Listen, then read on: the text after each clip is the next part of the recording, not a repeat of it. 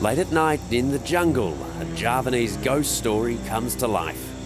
Characters become possessed as the plot takes a chilling twist.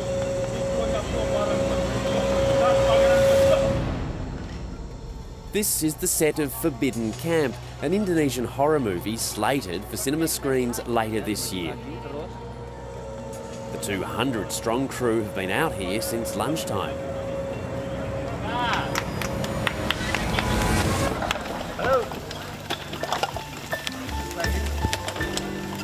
Well, I really love horror film because there are a lot of things in horror film that I can explore, and I really like to watch film that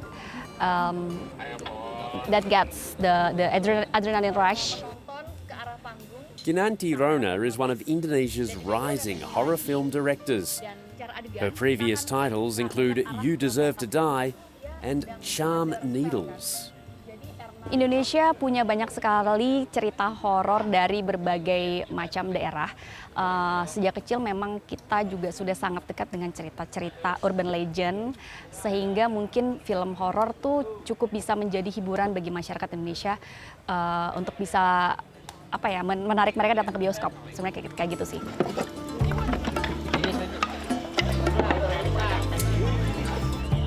According to one film analyst, there were 108 local films screened in cinemas last year, of which 51 were horror stories. And that's prompted some film critics to ponder if other genres of Indonesian film are being neglected by the studios. Horror movies always been big in Indonesia, but back in the days, the horror movies most of the horror movies are not in a good quality in terms of the production and everything, and they like to sell like sexy girls, all that kind of aspect in the movie. Actor Darby Ramira is playing one of the main characters in this movie. Bergerak, ekstras, jalan, action! He sees the horror boom as the major force driving improvements in Indonesian film. Indonesian audience, they're craving for a good ones now. So I think even if we do a horror movies, but you don't really make it good, then people wouldn't watch it. Horror propelled Indonesian films beyond 50 million ticket sales last year. Box office sales are still yet to reach their pre-COVID peak.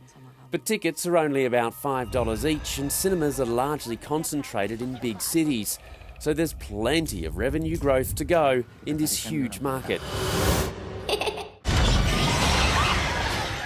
And the obsession with ghost stories in Southeast Asia's largest country extends beyond the silver screen. Tucked in the corner of a suburban shopping mall in Jakarta, a travelling haunted house has set up shop.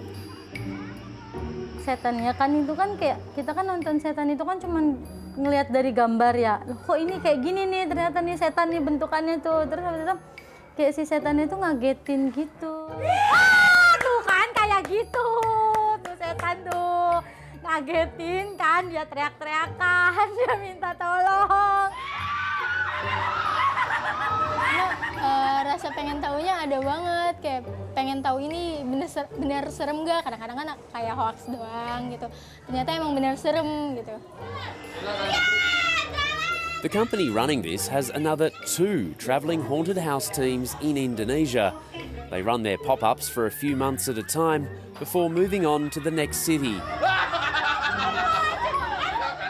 Coordinator Slamet Haryanto says they're looking to expand further.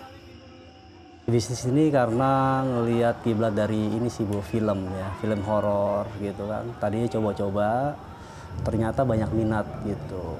Karena kalau Indonesia dia itu ini Bu masih suka mitos ya. Di situ dia jadi gemar untuk masuk di rumah hantu gitu.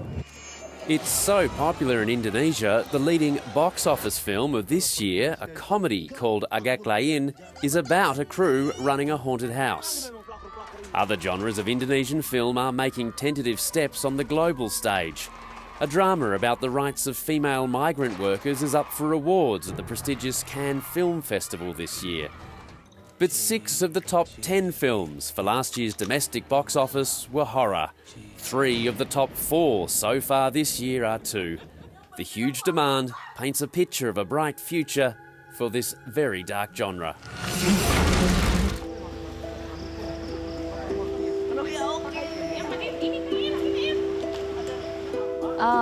Saya sih berpikir potensinya besar sekali karena memang masih banyak sekali cerita-cerita horor yang masih belum dieksplor lagi gitu.